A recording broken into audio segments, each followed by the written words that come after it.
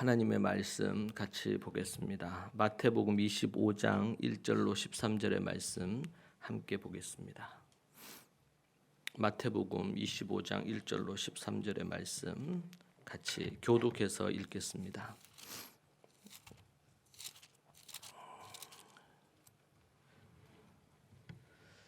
찾으셨으면 함께 같이 교독해서 보겠습니다. 25장 1절부터 봅니다. 13절까지 말씀인데요. 같이 보시죠. 제가 먼저 1절을 보겠습니다. 그때의 천국은 마치 등을 들고 신랑을 맞으러 나간 열 처녀와 같다 하리니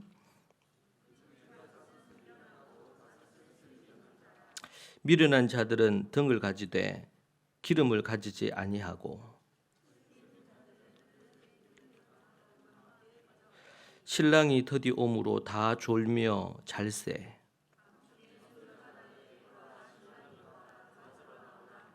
이에 그 처녀들이 다 일어나 등을 준비할세.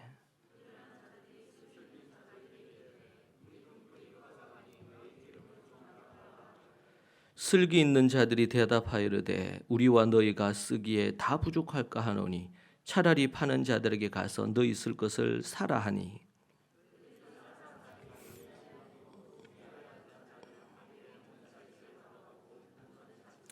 그 후에 남은 처녀들이 와서 이르되 주여 주여 우리에게 열어 주소서.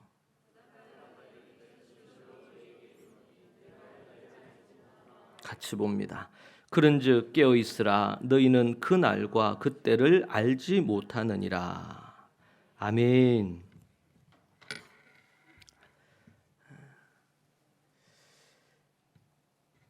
오늘 우리 앞에서 우리 살아가는 귀한 예원이가 우리 교회에서는 이제 중학교 1학년이죠. 이제 아직 학교에서는 이제 3월이 되면 이제 새롭게 초등에서 중등으로 입학식을 하니까 이제 될 건데 그 초등학교 6학년하고 중학교 1학년 사이에 끼어 있는 지금 상황입니다. 그런데 우리 하나님의 말씀, 잠언 말씀 연구해서 귀한 말씀 나누었습니다. 우리가 삶을 살면서 우리의 목표를 분명히 기억하는 것이 참 중요합니다. 그렇지 않으면 그 목표를 향해서 가다가 어려움을 만나면 쉽게 낙담하거나 포기하게 되겠죠. 갖가지 많은 그 표대를 향해서 달려가는 동안 어려움이 참 많습니다. 사도 바울도 자신에게 주어진 그 사명을 이루기 위해서 하나님 앞에 사명을 감당하다가 때로 죽을 고비도 넘기고 갖가지 많은 어려움들을 넘겨야 됐습니다. 그때 그가 고백하는 귀한 고백 중에 하나가 유라굴라 강풍을 만났을 때 로마로 가는 배에서 마지막 유라굴라 강풍을 만났을 때 그 배가 파선하고 다 죽을 위기에 있었을 때 그가 이렇게 고백합니다. 몇 날 며칠 햇볕을 보지 못하고 태풍처럼 일어나는 것 때문에 죽을 고비였을 때 그때 말을 하죠. 지난밤 내 곁에 계신 주님께서 나에게 말씀하시기를. 지금 사람들의 생명이 촉각에 달렸고 죽음을 앞에 볼 수 있는 상황에서 지난밤 내 곁에 계신 주님께서 나에게 말씀하시기를 그렇게 이야기합니다. 우리가 어떤 표대나 목표를 향해서 나아갈 때에 때로는 시련이 있고 고난이 있고 어려움이 있습니다. 그때에도 우리가 예수 그리스도만 바라보고 그분이 주신 사명만 바라보고 그 고비고비들을 넘어서지 못하면 결국에는 목표하는 표대에 도달할 수가 없을 것입니다. 그런 부분에서 우리에게 참 중요한 부분입니다. 우리가 목표하는 것 중에 한 부분이 말씀의 사람이 되는 것입니다. 그리고 그것을 말씀을 전수하는 것입니다. 우리의 다음 세대에게 전수하는 것입니다. 이방 세계에서 이러한 시도는 지난 2000년이 지난 이후에 특별한 사명이 될 것입니다. 그리고 이것은 쉽지 않은 일입니다. 자녀들에게 그 믿음을 가르치고 또 하나님의 말씀을 가르쳐서 그 말씀을 체화하고 또 그것을 전하는 자로 세우는 것은 쉬운 일이 아닙니다. 그것이 얼마나 어려웠으면 지금 전 세계 대부분의 복음이 이미 들어가서 꽃을 폈던 대부분의 나라에서 다음 세대를 다 잃어버렸습니다. 지금 현재 한국도 예외는 아니지요. 우리는 이 다음 세대를 세우는 그 부분에 있어서 그것은 부모들의 희생이 요구가 되고 또 아주 지혜롭고 전략적인 그런 계획과 도전이 또 필요하기도 합니다. 그 많은 것에 우리가 항상 깨어서 근신하면서 필요한 부분을 하지 않으면 어려운 일입니다. 중고등 때 아니면 대학 때 아니면 결혼을 전후로 해서 교회를 떠나고 있는 이 시대 속에 다음 세대들이 오직 우리가 주님의 복음과 말씀을 바라보고 믿음으로 그 일을 감당해야 됩니다.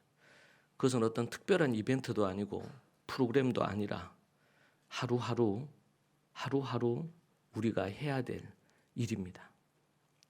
먼저 부모되고 조부모된 우리들이 하나님의 말씀의 사람이 되기 위해서 부지런히 애를 써야 되겠고 그리고 자녀들에게 부지런히 가르쳐야 되겠습니다.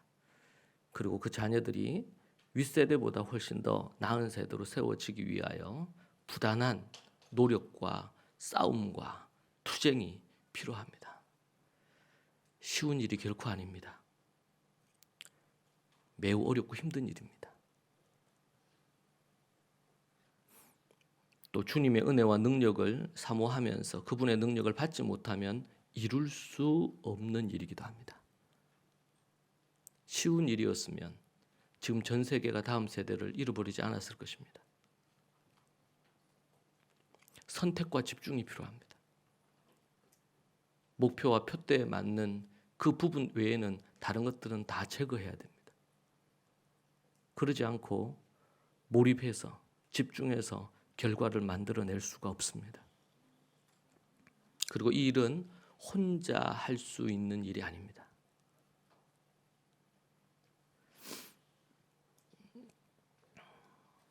오늘 다시 우리 자녀 중 한 명이 하나님의 말씀을 전하고 그 말씀을 우리가 들으며 소망하기는 사랑하는 우리 예원이가 그리고 예원이처럼 우리 차세대죠.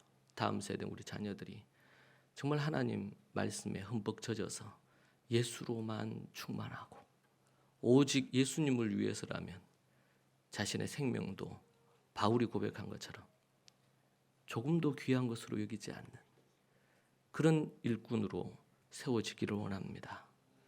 그 일은 그냥 저절로 진화론에서 얘기한 것처럼 그냥 우연히 결코 이루어질 수 있는 일이 아닙니다.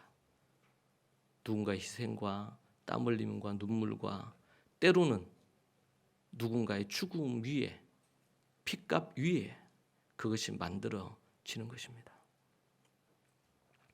그래서 성경은 우리에게 사사로운 개인적인 어떤 욕심이나 사익을 위해서 그 마음을 갖고 있으면 대의를 이룰 수가 없습니다. 저는 다니엘을 보면서 그는 정치인입니다. 그런데 다니엘서를 읽다 보면 여러분 하나님께서 그 다니엘을 선지자로 부르셨다고 되어 있습니다. 다니엘은 또 선지자입니다.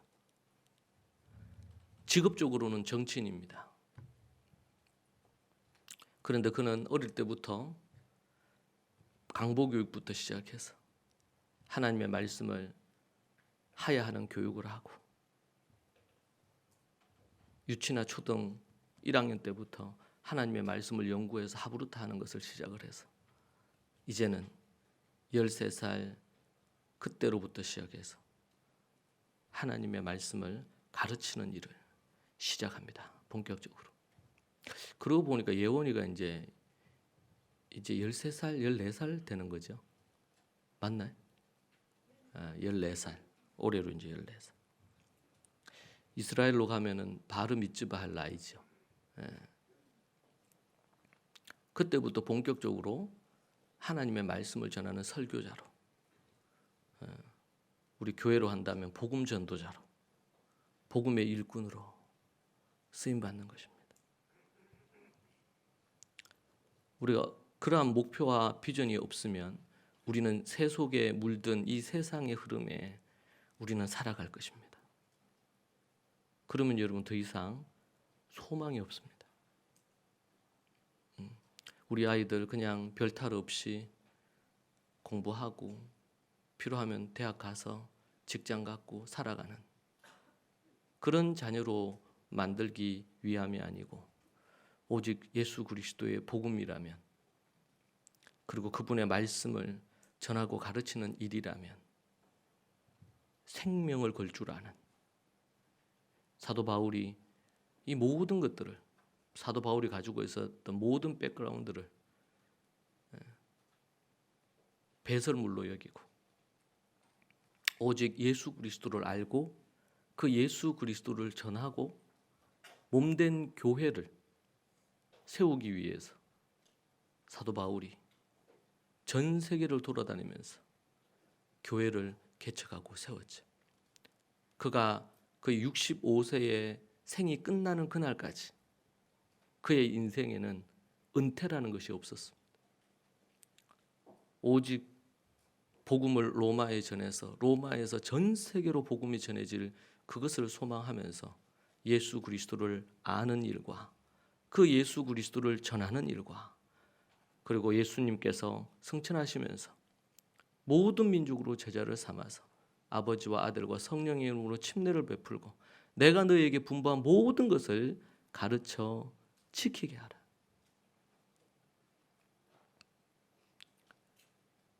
하나님의 그 계명과 말씀을 가르쳐 지키게 하는 그 일을 위해서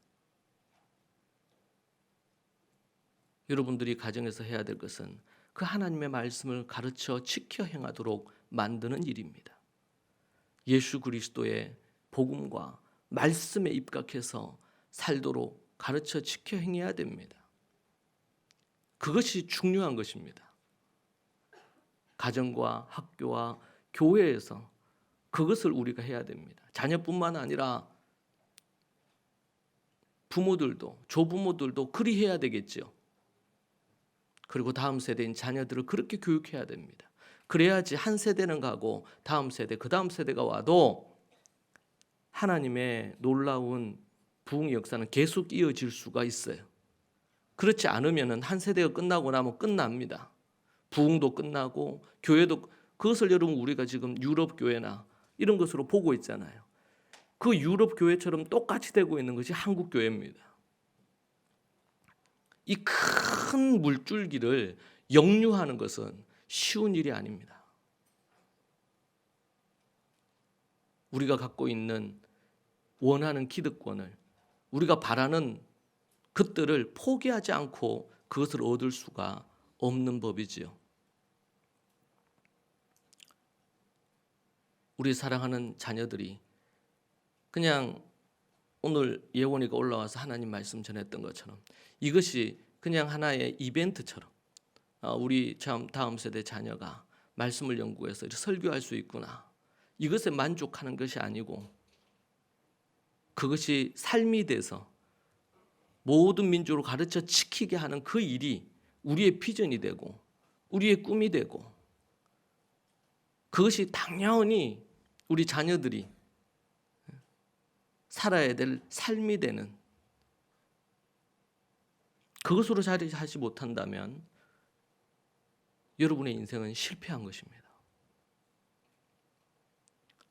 우리는 우리의 표대와 목표를 분명히 해야 됩니다.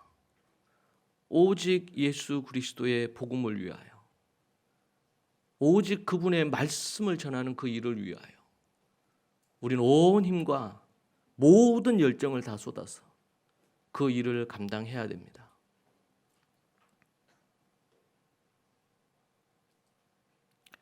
여러분에게 우리의 표대가 무엇이어서 어디로 가야 될지 그 일을 위해 우리가 기도하고 말씀의 사람이 되고 말씀을 전수하고 그리고 말씀을 전하여 제자 삼는 그 일에, 그래서 교회를 든든히 세워서 교회가 하나님의 나라에 이 땅의 지점의 역할을 감당을 해서 저 하늘나라로, 하나님의 나라로 사단에게 사로잡혀 있는 영혼들을 올리는 작업을 해야 할 것입니다. 그 일을 위해 우리의 자녀 세대를 올리기 위해서 말씀을 전수하는 거고, 그리고 말씀을 전파하는 것은 열방을, 우리의 이웃을 저 하늘나라로 이끌기 위함입니다. 우리가 먼저 예수 그리스도를 믿은 것은 그 일을 하라고 우리가 믿은 것입니다. 우리가 존재하는 이유를, 우리가 사는 이유를 명확히 해야 됩니다. 결코 그냥 종교 생활자로 사시지 마시기 바랍니다. 말씀의 사람이 되십시오. 말씀을 전수하는 일에 열정을 품고 나아가십시오. 그리고 말씀을 전파하는 일에 하나님의 마음을 갖고 열정을 다해 세상을 사랑하신 그 주님의 마음으로 여러분들이 나아가시기를 부탁합니다.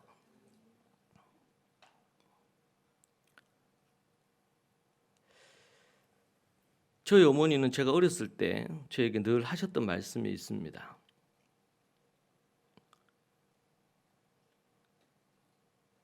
모든 것을 미리 준비하라고 얘기하셨어요. 저희 어머님은 뭐든 간에 미리 준비하셨어요. 그래서 어디 가야 된다 그러면은 출발해야 될 그 시간 전 한 2-3시간 전에 딱 준비를 다 맞춰놓고 앉아 계십니다.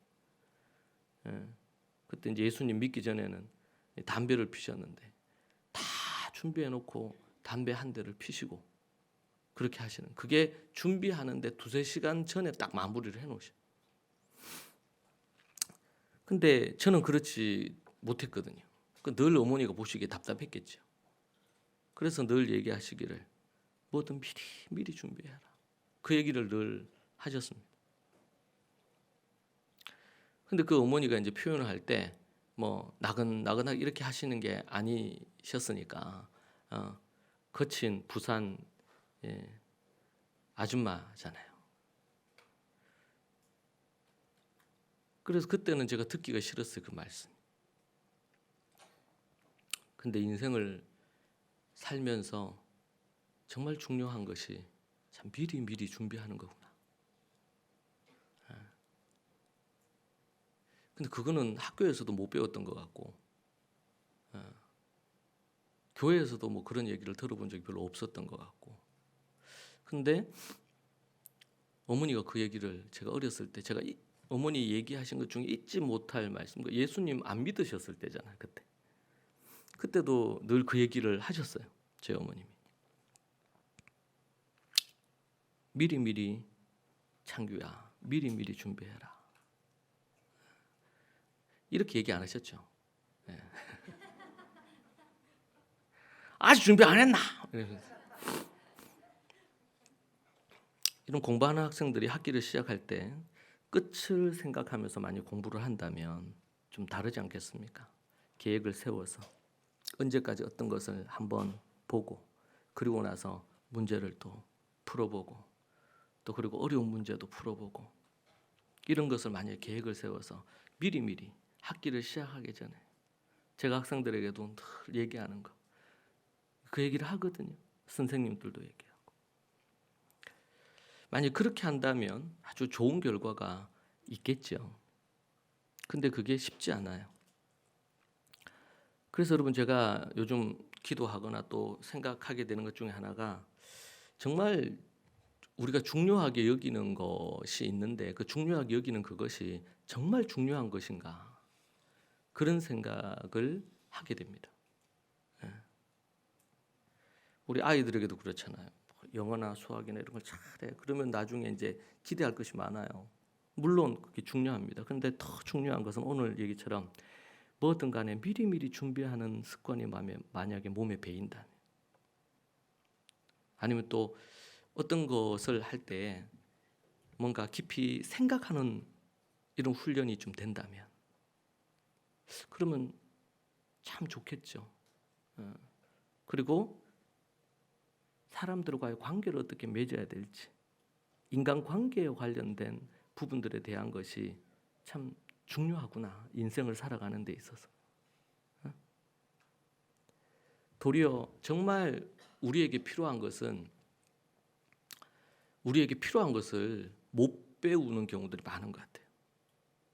못 배우는 경우들이. 미리미리 준비하라. 미리미리 준비하는 것이 삶에 있어서 성공과 행복에도 필수적인 요소라고 세상에서도 그렇게 얘기합니다. 예상치 못한 어려움을 미리 예방할 수 있는 부분이 되기도 하고, 목표를 달성하는 데 있어서도 미리미리 준비하는 것은 참 중요하죠. 예를 들면 우리 어디 여행을 간다. 그러면은 여행 가는 당일날 그냥 뭐 해외로 간다 그러면 패스포트 들고 그냥 가면 안 되잖아요. 요즘은 거의 한 6개월 전에 티켓팅도 해야 되고, 그리고 어디로 갈지 정하고 나서 티켓팅 해야 되고, 그리고 그곳에 최소 비행기 티켓뿐만 아니라 어디에 머물지 숙박 시설도 예약을 이미 해야 되고, 그리고 코스를 이미 정해야 되고, 그게 상식적인 거 아니겠습니까? 심지어 그냥 여행을 할 때도 그렇게 하는데, 우리의 삶에 정말 중요한 어떤 것을 할 때 미리 준비하고 대비하는 것은 더 중요한 것 같습니다. 그렇게 준비하게 되면 우리가 원하는 그 목표에 어렵지 않게 도달하기도 되고, 그리고 만나는 어떤 난관들도 예상을 미리 만약에 해본다면 그것을 이길 수 있는 힘도 생길 것입니다. 그리고 시간이나 비용도 절약할 수 있습니다. 미리미리 준비하지 못해서 티켓팅을 빨리 못 하잖아요. 그러면은 나중에 급박하게 티켓을 사게 되면 때로는 돈이 한 30%, 40% 이상 비싸게 티켓을 살 수밖에 없습니다. 시간과 그리고 비용도 절감할 수 있는 부분이 됩니다. 이 상식적인 부분이기도 합니다. 그리고 스트레스도 떨어뜨릴 수 있습니다. 미리 준비하지 못하면 예상하지 못하는 일도 생기고 불안감이 우리에게 찾아오겠죠. 그러면 일을 그르칠 가능성도 있고, 함께 뭔가를 하는 부분이 있으면 다툼도 생길 수가 있을 겁니다. 그래서 미리 준비하는 이 습관은 매우 그런 부분에서 중요한 부분이 되어서 진정으로 성공되고 행복한 삶을 사는 데 있어서도 너무 중요한 부분이 됩니다. 근데 그게 일찍부터, 어릴 때부터 이게 훈련이 안 돼 있으면, 미리미리 준비하는 것이, 그러면 이게 정말 어려운 일입니다. 이 습관이라는 것은 좋은 거든 나쁜 거든 한번 만들어지고 나면 이게 바뀌질 않습니다. 바꾸기가 정말 어렵습니다. 그래서 3살 버릇 8까지 간다고 하지 않습니까? 3살 버릇이 8까지 갑니다. 물론 어떤 사람들은 성향상 미리미리 준비하는 것에 적합한 성향이 있더라고요. 예. 자동적으로 그걸 안 하면 불편한 사람들이 있어요. 근데 그렇지 않는 자유로운 영혼들도 꽤 많아요. 그걸 하면은 인생에 낙이 없어, 막 갑갑하고 숨쉬기 어렵고 이런 사람들도 있어요. 어떤 형태의 성향의 사람이든 간에. 그래서 여러분, 다양한 사람들이 있다는 것이 너무 행복한 거예요. 특별히 뭐예요? 부부다. 그럼 부부가 비슷한 사람 거의 없어요. 그죠? 거의 99.9%가 완전히 달라. 그 다른 것 때문에 서로 연애도 하고 서로 좋아하고 하죠. 근데 살아보면 한두 달 살기도 힘든 거예요. 너무 다르니까. 너무 안 맞으니까. 여러분, 그렇게 해서 부정적으로 생각하면 그 안 맞는 것이 정말 원수 같아요. 그런데 하나님께서 왜 그런 다른 사람을 짝으로 뒀을까요? 다르기 때문에 보완이 가능해요. 다르기 때문에. 하나님이 정말 다른 사람을 붙여주는 거예요. 그리고 결혼할 때 생각을 해야 될 게, 결혼해서 내가 행복할 거다. 꿈을 빨리 깨야 돼요.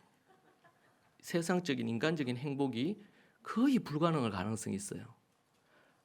내가 이 사람하고 그렇다고 해서 아무나하고 결혼해서는 안 되겠지. 근데 이 사람이 정해지고 나면 내가 이 사람의 부족한 것을, 돕는 배필이라는 부족한 것을 내가 보완하겠다. 아내는 남편을 보완하는 존재로, 남편은 또 아내를 보호하고 양육하고 또 보완하는 존재로. 그렇게 해서 목표가 뭡니까? 주님의 나라를, 하나님의 뜻을, 이 땅을 좀 더 아름다운 세상을 만들기 위해서 서로 다른 그 부분에 대한 걸 보완해서 함께 가는 것입니다. 그런 부분에서 우리가 함께 팀으로 파트너가 돼서 어떤 것을 공조해서 해나간다, 이런 의식이 없으면 그 사람이 나와 다르기 때문에 그 사람을 통해서 얻을 수 있는 것이 정말 많습니다. 여러분, 교회도 어떻어요? 성경에 보니까 각양 은사를 줬다 그랬죠. 누구는 뭐 눈, 누구는 코, 누구는 뭐, 오늘 제가 지금 코 상태가 안 좋은데, 누구는 발, 누구는 손, 누구는 머리 역할을 하고 누구는 움직이는 역할을 하고, 다양한 은사에 다양한 사람이 있어요. 여러분, 그렇기 때문에 한 몸을 이루는 거예요. 몸에 전신에 눈만 있으면 어떡하겠어요? 눈만 있어가 보면서 막 어떻게 해야 된다고 말만 해. 근데 손이 있어야 되고, 발이 움직여줘야 되지. 그래서 각양 은사를 하나님께서 주셨다. 그리고 그 각양 은사를 따라서 서로 누가 뭘 못한다고, 누가 어떻게 한다고 해서 비난하거나 판단하지 말고 서로 각각 해야 될 것을 할 때에 온전한 몸을 이루고 뭔가를 할 수가 있는 거죠. 부부도 서로 다르기 때문에요. 목표를 향해서 뭔가를 달려갈 수 있어요. 다르기 때문에.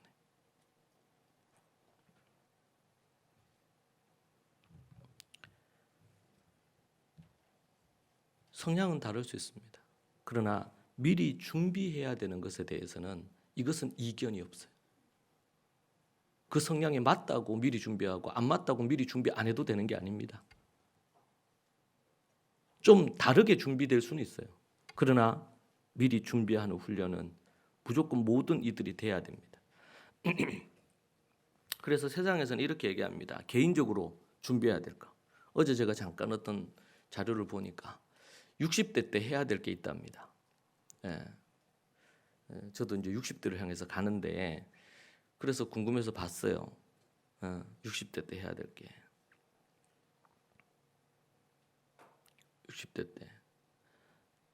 60대 때 그걸 하면은 70대 때 건강하게 살고, 어떤 분은 80대 때 기저귀를 안 찰 수 있대요. 그렇게 얘기를 해, 그 전문가가 나와서. 60대 때. 개인적인 부분에 있어서 미리미리 준비해야 될 것 중에 하나가 건강이겠죠. 솔직히 저는 이 건강과 관련해서 솔직히 할 말이 없어요. 건강을 잘 관리를 못했으니까. 그러니까 미리미리 그걸 못해가지고 제가 이제 수년 전부터 정말 열심히, 왜냐하면 미리미리 못했기 때문에 닥친 위기에서 열심히 할 수밖에 없었습니다. 그래서 연구하고 공부해 보니까 이게 미리미리 준비를 해야 되는 거구나 깨달았어요. 운동을 하는 거, 건강한 식습관을 만들어가는 거, 물론 주님께서 우리에게 질병을 주셔서 인생에 가르침을 주신다면 그건 또 특별한 부분일 겁니다. 그러나 일반적으로 건강을 잘 관리하는 것은 매우 또 중요한 일이겠지요. 재정을 관리하는 거, 이것도 미리미리 준비해야 되는 겁니다. 여러분, 제가 유럽 갔을 때도 그렇고요. 유럽에 보면 이런 고급 레스토랑이나 커피숍이나 이런 데가 있어요. 여러분, 거기에 가면, 유럽에는 그런 곳에 가면 대부분 거기 있는 사람들 한 90% 이상이 연세가 많으신 분들이에요. 뭐 거의 100발에 가까운 70대, 80대, 90대 이렇게 되는 분들이 거기 많이 있어요.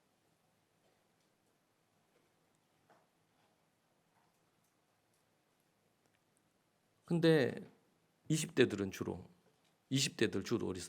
어디 공원 같은 데서 벤치에 앉아서 도시락 같은 걸 먹어요. 샌드위치 같은 거. 그러니까 유럽이 보면 그런 문화가 있죠. 요즘 같은 경우에는 뭐 욜로라고 해가지고 막 젊었을 때부터 저렇게 내일이 어떻게 될지 모르는데 오늘 먹고 뭐 죽자는 식으로 젊었을 때 막 이렇게 한단 말이에요. 근데 유럽 보면은 연세가 많은데 그때 그러니까 젊었을 때 고생했어요. 젊어서 고생하고 이렇게 해가지고 근데 그때 돈을 모으고 준비해가지고 나이가 들어서 그래도 조금 여유롭게 삶을 사는 거죠. 그래서 유럽에 가면 그래요. 근데 우리나라 같은 경우에는 전 세계에서도 OECD 국가에서 가장 고령자들의 빈곤층 비율이 전 세계에서 가장 높다 그럽니다. 그러니까 미리 이런 어떤 준비를 안 하게 되면 결국에는 어려움이 생기는 부분이 되겠죠. 그래서 어떤 전문가는 젊었을 때 뭐 필요하다면 여행도 가고 뭘 할 수 있지만 되도록이면 그렇게 시간을 보내거나 돈을 쓰지 말고 그런 부분을 잘 저축하거나 필요한 부분에 잘 투자를 해서 나중에 이제 나이가 들면 그 옛날에는 상관이 없었어요. 옛날에는 평균 수명 자체가 뭐 50대, 60이 채 되기 전에 그래서 이제 환갑잔치하잖아요. 왜냐하면 60을 넘겼다는 게 엄청난 일이었습니다. 왜냐하면 40대, 50대 다 돌아가셨으니까. 그리고 옛날에는 뭐 은퇴를 60에 한다. 이렇게 하면은 그 이후에 10년 정도를 더 못 살았어요. 평균 수명 자체가. 그러니까 은퇴하고 나서 큰 문제가 안 됐습니다. 근데 지금은 평균 수명 자체가 거의 80일 넘어갑니다. 여성들은 80세가 훨 넘습니다. 남성들이 여성들보다 7년을 더 적게 산다 그러거든요. 수명이. 그런데 70대 후반 80대까지 사는 겁니다. 그리고 앞으로 이제 100세 시대라 그러죠. 그리고 우리 지금 이제 오늘 우리 예원의 이런 애들 같은 게 150살까지 살 가능성이 높다 그럽니다. 150살까지. 그러니까 소위 말해서 뭐 어떤 은퇴를 했다 그러면 은퇴 이후의 삶이 최소한 3분의 1 지금은 3분의 1을 더 살아야 최소한 3, 40년. 나중에는 150살을 살면요. 3배, 2배 이상을 더 사는 거잖아요. 삶에 있어서. 그러니까 뭐가 문제가 되겠습니까? 그 시간을 어떻게 잘 보낼 거냐. 그리고 그게 가장 중요한 것이 돈 문제가 걸리는 겁니다. 미리 어떤 부분을 준비한다고 할 때에 매우 중요한 작게는 당장 우리가 뭐 한 달 계획을 한다든지 공부하는 학생은 공부 한 학기 계획을 한다든지 이런 것이 미리 준비하는 거가 되겠지만 인생에 있어서 또 매우 중요한 것은 재정을 필요한 부분을 잘 관리해서 준비하는 것들이 필요하겠죠. 뭐 여러 가지 부분들에 대한 걸 우리가 생각해 볼 수 있습니다. 미래를 위해 준비하는 것. 사회도 그렇습니다. 국가가 100년지 대계라 그러잖아요. 그러니까 실패하고 있는 것 중에 하나가 전쟁 이후에 우리 6.25 전쟁 이후에 해가지고 우리나라가 교육과 관련된 부분이 잘해왔다고 저는 보여집니다. 그런데 지금 방향을 잃어버리고 있어요. 교육의 방향을. 국가적인 차원에서 어떻게 하느냐에 따라서 아르헨티나나 필리핀이나 이런 데처럼 70년대, 80년대만 해도 훨씬 더 우리보다 잘 살았던 나라입니다. 아시아에서 일본 다음으로 손꼽히는 곳이 필리핀이었습니다. 그런데 추락하죠. 미래를 어떻게 미리 준비하느냐에 따라서 달라지는 것입니다. 국가 차원에서도 그래요. 오늘 우리가 읽은 이 말씀에 보면은 우리에게 몇 가지를 얘기해 주시는 예수님의 비유입니다. 예수님의 비유에 있어서 대표적으로 미리 준비하라고 얘기하는 비유의 말씀이 오늘 말씀입니다. 현명한 처녀들, 지혜로운 처녀들은 신랑이 올 것을 미리 예상을 하고 등불에 기름을 채웠습니다. 그리고 딱 맞게 채우지 않았습니다. 반면에 어리석은 이 지혜롭지 못한 처녀들은 기름을 채우지 않았습니다. 그리고 신랑을 맞아요. 여분의 기름이 준비되지 않았습니다. 그러니까 신랑이 어떻게 해요? 신부를 데리고 오기 전에 먼저 가서 신부를 맞이할 곳을 처소를 예비했습니다. 이스라엘의 그 결혼 혼인 절차가 가서 준비를 해놓고 그리고 나서 신부를 데리러 오는 겁니다. 원래 이스라엘에서는 결혼식이 해가 지고 나서 결혼식을 했습니다. 해가 진다는 것은 하루의 시작을 알리는 거예요. 그리고 창세기 예수님, 그러니까 하나님이 천지를 창조하셨을 때 좋았더라, 심히 좋았더라 2번 나오는 것이 목요일입니다. 목요일. 그래서 목요일 날 이스라엘에서는 주로 결혼합니다. 목요일이 시작되는 시점이 언제냐면 해가 지는 그날, 그 시점이에요. 그래서 목요일 날 결혼을 합니다. 자, 그러면 결혼식 하면 우리나라처럼 그냥 결혼식장에 모여가지고 결혼을 하느냐, 아니면 뭐 옛날에 혼례를 하면 그냥 그렇게 하는, 그게 아니고 신랑이 함께 살 집과 관련된 부분에 대한 것으로 해서 처소를 예비하러 가고 그리고 나서 돌아와서 신부를 데리고 결혼식을 하고 데리고 가는 겁니다. 이런 어떤 문화가 있어요. 그래서 예수님이 승천하셔서 가시면서 뭐라 그러셨어요? 내가 처소를 예비하러 간다. 이것은 이스라엘의 결혼 혼례의 문화를 바탕으로 얘기하신 거예요. 가서 너희를 위해서 처소를 예비하겠다. 그리고 가신 거죠. 그런데 예수님이 그렇게 가시고는 지금 2000년이 지나잖아요. 그리고 오시면은 뭐예요? 혼인 잔치가 벌어지는 거예요. 예수님이 재림을 얘기하는 혼인 잔치가 벌어져요. 근데 그 당시에는 가서 처소 예비하고 필요한 준비하고 하는데 빨리 끝나고 빨리 오는 경우도 있지만 신랑이 빨리 안 오는 거예요. 그래서 기다리다가 이게 밤늦게 새벽에 오는 경우도 있고 이걸 예측이 불허해요. 그래서 온단 말이에요. 그러니까 그런 상황을 알고 지혜로운 5 처녀는 기름을 충분히 준비를 한 거예요. 그런데 어리석은 이 처녀들은 5 처녀 준비를 안 했어요. 딱 맞게 준비했어요.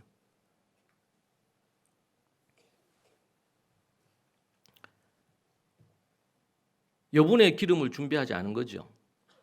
그러다 보니까 기다렸는데 신랑이 이제 드디 왔는데 오게 된 겁니다. 그런데 보니까 기름이 없는 겁니다. 그래서 어떻게 합니까? 지혜로운 처녀들한테 기름을 좀 달라, 좀 얘기한 거죠. 그러니까 지금 우리도 이거를 쓸 게 부족할 수 있으니까 빨리 가서 기름 파는 사람에게 사와라. 그렇게 얘기하는 부분입니다. 여러분, 이것이 천국 비유라 그러거든요. 하나님의 나라 비유, 예수님의 하나님 나라 비유인 거예요. 천국을 준비하는 자가, 하나님의 나라를 준비하는 자가 어떻게 해야 돼요? 미리미리. 여러분, 우리 인생에 노년이 오는데 노년을 준비하기 위해서 미리미리 건강도 준비하고 재정도 준비하고, 이제는 그냥 하나의 그걸 갖고 인생을, 직업을 갖고 사는 시대는 끝났죠. 하나의 직업을 갖고 평생을 사는 것도 끝났어요. 인생을 살면서 여러 가지 직업을 갖게 된다고 하죠. 우리 다음 세대들은 어떻게 해요? 이제는 어떻게 사는, 우리가 살고 일하고 이렇게 했던 그 이후에 삶이 30년, 나중에는 60년 꼽으로 더 살아야 되는 거예요. 그러면 뭐예요? 그때에 필요한 직업도 준비를 해야 돼요. 이런 것이 필요하잖아요. 동일하게 우리의 영혼을 위해서 우리의 이 땅의 삶뿐만 아니라 내세에서, 천국에서의 삶을 준비를 해야 되죠.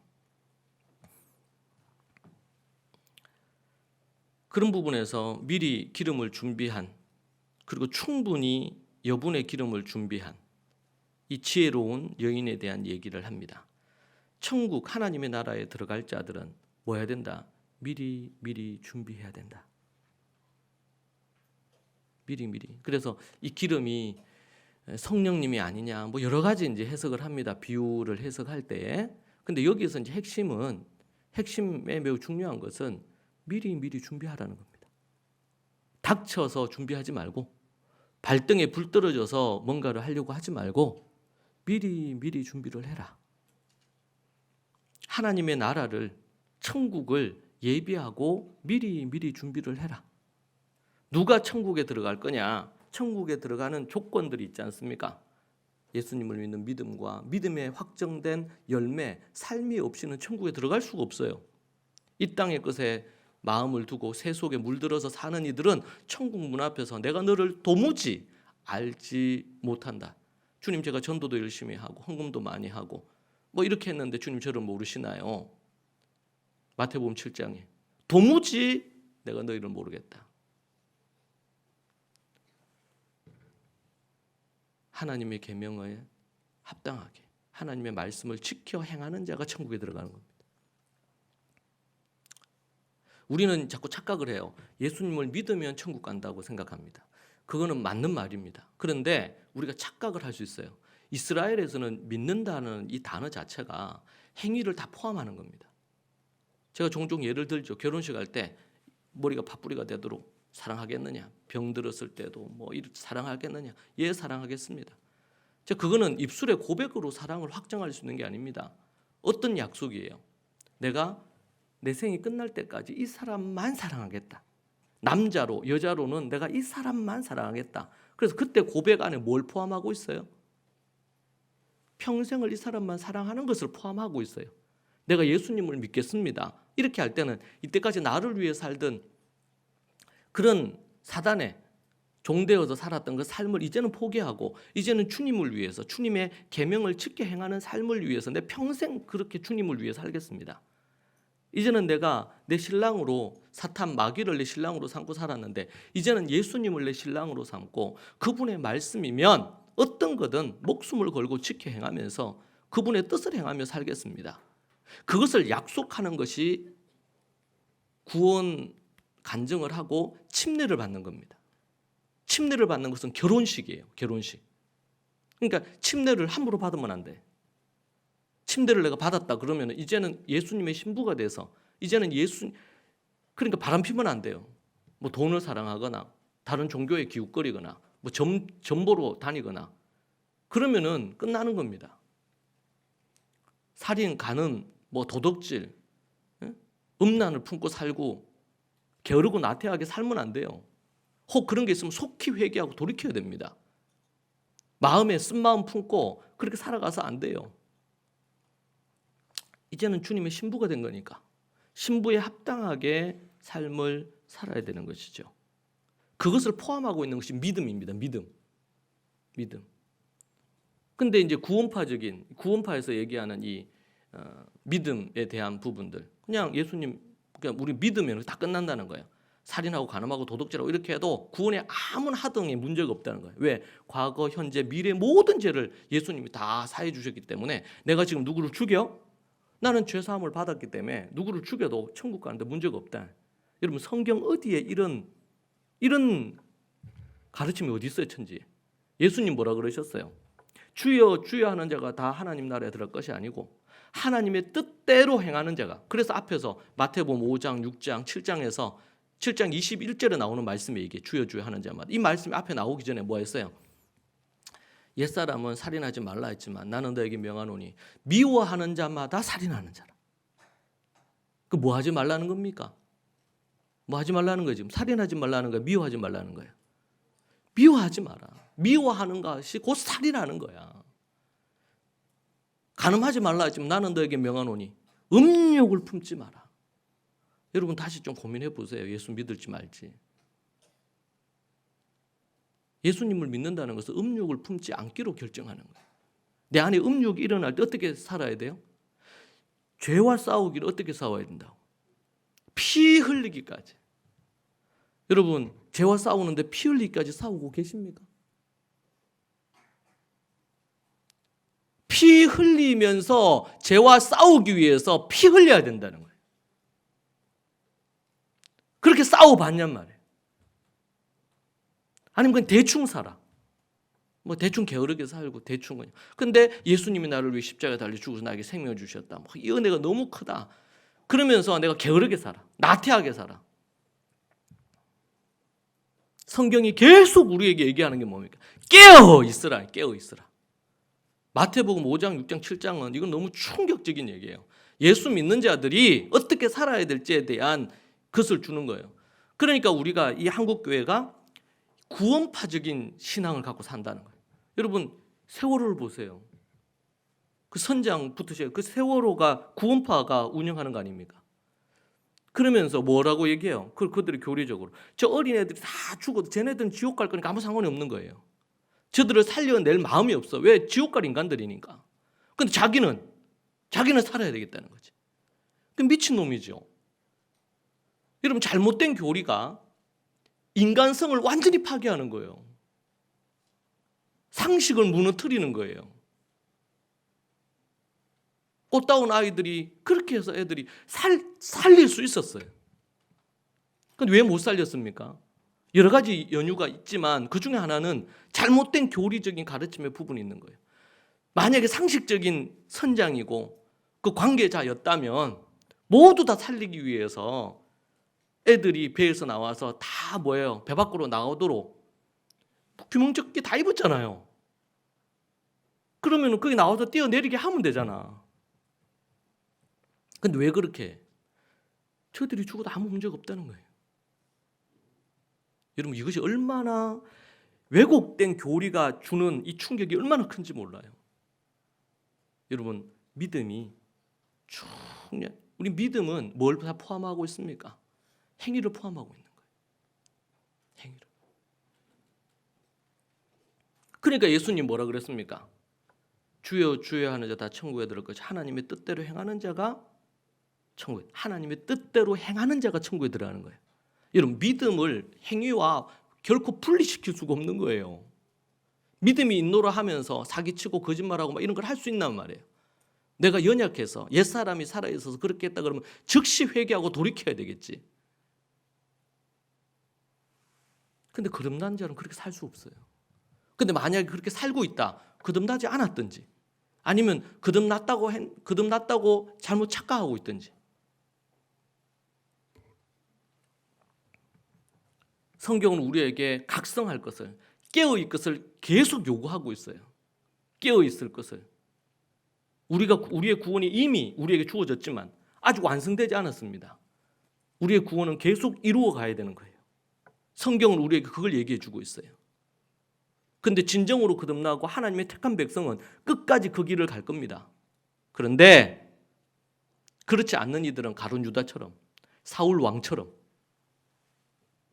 예수님 곁에서, 바로 곁에서 3년 반 동안 예수님의 제자로 살았지만 가룟 유다는 주님을 버리고 떠났지 않습니까?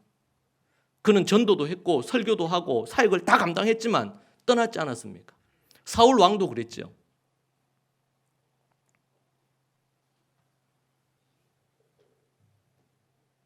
그런 부분에서 우리는 이런 준비해야 된다. 예를 들면 우리가 음욕을 품지 말아야 된다. 그런 마음들이 들 때마다 하나님 앞에 금식하며 기도해야 됩니다. 왜냐하면 그렇지 않으면 어떻게 돼요? 미운 마음이 들 때마다 하나님 앞에 그 미움에서 우리가 자유로워질 수 있도록, 요셉처럼 형들이 얼마나 미웠겠습니까? 죽이려 했으니까. 근데 그 마음을 다 털어버렸잖아요. 주님 안에서. 그리고 용서했잖아요. 도리어 형들과 그의 자녀들을 케어했잖아요.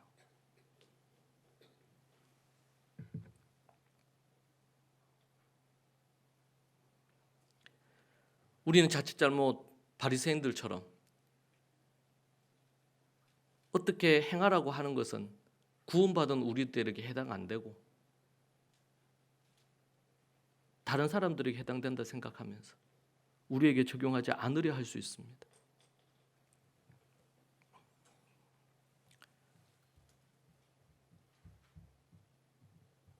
우리가 정말 준비해야 될 것, 정말 중요한 것 중에 하나는 천국을 소망하면서 사는 것입니다.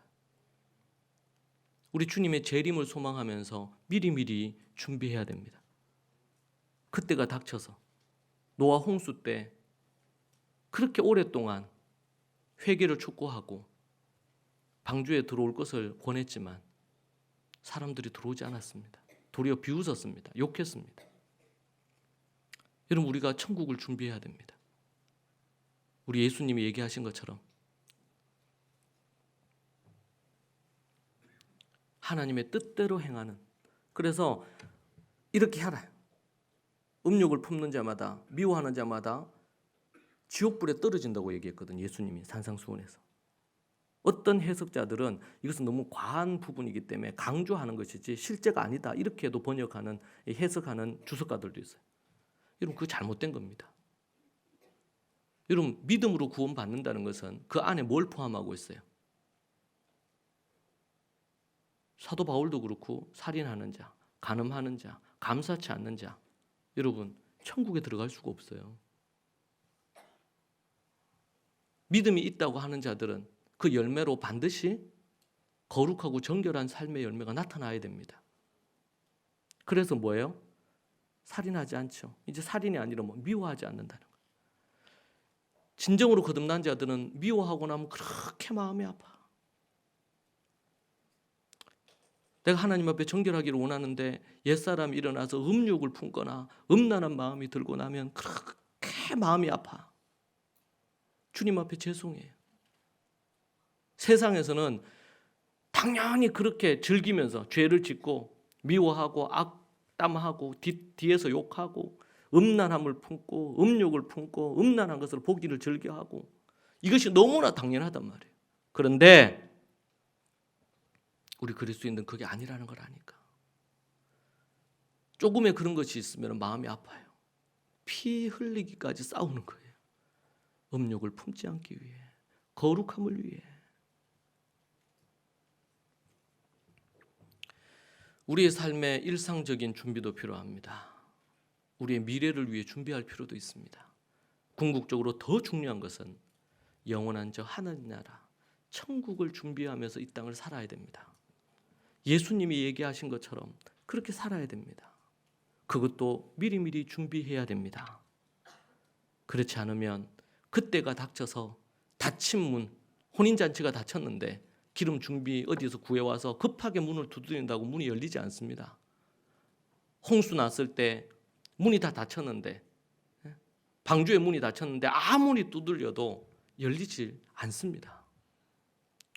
여러분, 우리가 하나님 나라를 소망하고 주님의 사명 감당하면서 천국을, 영원한 나라를 준비하며 살아야 됩니다. 그러기 위해서 거룩하고 정결하게 사십시오. 주의 계명을 지키는 일에 주여 주여 하는 자가 천국 안 들어가고 하나님의 뜻대로 행하는 하루하루를 사십시오. 아침에 눈 뜨고 나면 오늘 주님의 뜻을 어떻게 내가 이룰 거냐. 혹 마음에 어렵고 힘든 부담이나 안 좋은 것이 있습니까? 그것이 하나님의 뜻을 거스리지 않도록 여러분 자신을 경각심을 갖고 여러분 자신을 말씀으로 진리로 처복종시키십시오. 그리하여 미리미리 준비함으로 하나님의 뜻을 이루고 하나님의 나라 천국에 모두 들어가는 우리 좋은 가족 모든 식구들이 되기를 소망합니다. 기도하겠습니다. 하나님 감사합니다. 허물과 죄로 죽은 인생을 불쌍히 여겨주시고, 우리는 죄인입니다. 주님, 마음은 원이지만 넘어지는 자들입니다. 주님, 우리를 가장 잘 아시는 줄 믿습니다. 주님, 우리가 날마다 깨어 피 흘리기까지 싸우며 진리를 붙들고 살겠습니다. 주님, 안일하게 사는 우리의 죄를 용서하시고 우리를 불쌍히 여겨 주시옵소서. 사단의 아버지 하나님이여, 옛사람이 우리에게 일어나고 사단이 유혹할 때 주님, 우리가 넘어지지 않기를 원하나이다. 주님, 도와주시고 인도하여 주시옵소서. 미리미리 준비하여 주님의 기쁨이 되고 주님의 뜻을 이루는 자들이 다 되게 도와주옵소서. 예수님 이름으로 기도합니다. 아멘.